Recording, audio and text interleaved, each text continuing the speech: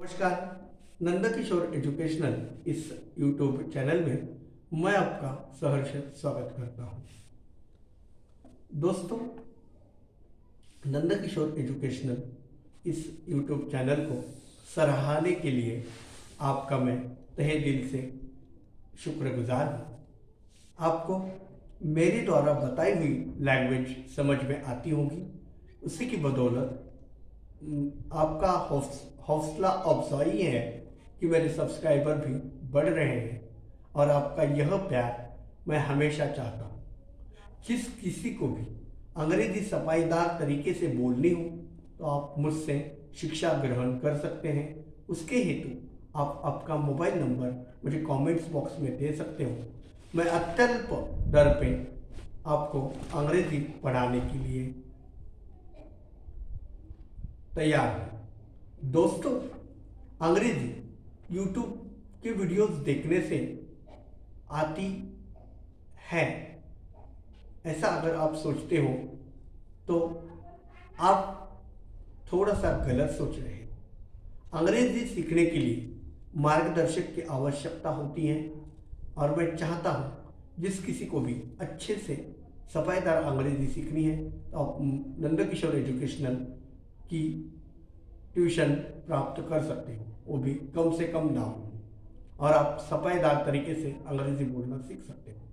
YouTube पे पढ़ाते समय कुछ मर्यादाएं होती है जो आप देख सकते हो कि मेरे यूट्यूब पे अब तक के वीडियो 100 से भी ज़्यादा हुए हैं।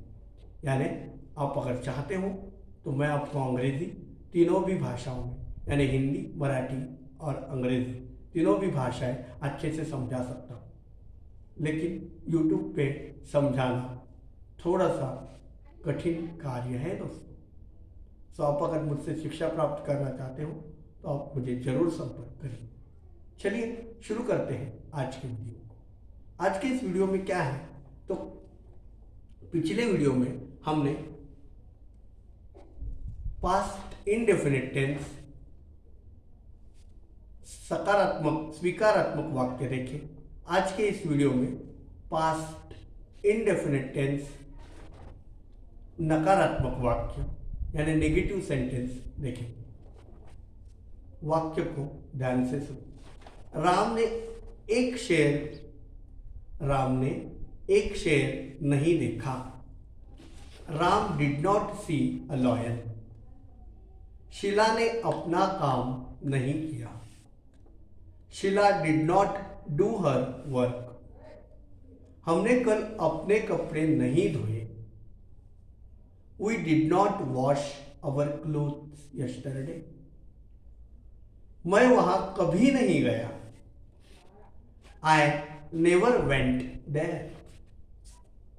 हम वहां नहीं जा सके। We could not go there. अनुवाद के नियम दोस्तों। इन वाक्यों में प्रत्येक सब्जेक्ट कर्ता के साथ डिड नॉट और डिड नॉट का प्रयोग करके क्रिया की पहली फॉर्म का प्रयोग करो। वाक्य 1, 2 व 3 देखो। यदि वाक्य में कभी नहीं शब्द आए हो तो नेवर के साथ वर्ब की सेकेंड फॉर्म का प्रयोग करो। जैसा कि मैंने आपको दिखाया था पिछले वीडियो में, यानी जब मैंने आपको सिंपल प्रेजेंट टेंस पढ़ाया था तब मैंने नेवर के साथ एक वाक्य आपको दिया था कि मैं कभी किसी को गाली नहीं देता, या फिर मैं कभी किसी को गाली नहीं देता हूं। आई नेवर अब्यूज एनीबडी, ऐसा वो वाक्य था। उस काल के वाक्यों में हमने वर्ब की पहली फॉर्म का इस्तेमाल किया था। लेकिन यहां पे जो वाक्य है, वाक्य नंबर 4, आपने देखा होगा वाक्य नंबर 4 है मैं वहां कभी नहीं गया। यहां पर भी काल के अनुसार वर्ब की सेकेंड फॉर्म का प्रयोग हुआ है। I never went there. जैसा कि मैंने पिछले अध्याय में बताया था, यानी जब मैंने आपको प्रेजेंट सिंपल टेंस या प्रेजेंट इंडेफिनिट टेंस पढ़ाया था, तब मैंने कहा था कि नेवर के साथ डज नॉट या डू नॉट का प्रयोग मत करो। उसी प्रकार अब भी मैं आपको एक सूचना और दे रहा हूं कि नेवर के साथ डिड नॉट का प्रयोग कभी भी नहीं होता है। नेवर के साथ डिड नॉट का प्रयोग गलती से भी मत करना, यह गलत वाक्य हो जाएगा। अंडरस्टैंड? आगे देखिए,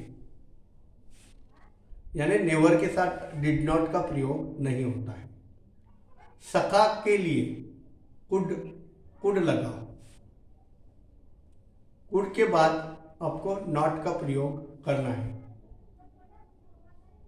सखा सखी के लिए कुड और नेगेटिव सेंटेंस है इसलिए नॉट लगाकर वर्ब के पहली फॉर्म यानी क्रिया की पहली फॉर्म का प्रयोग आपको करना है।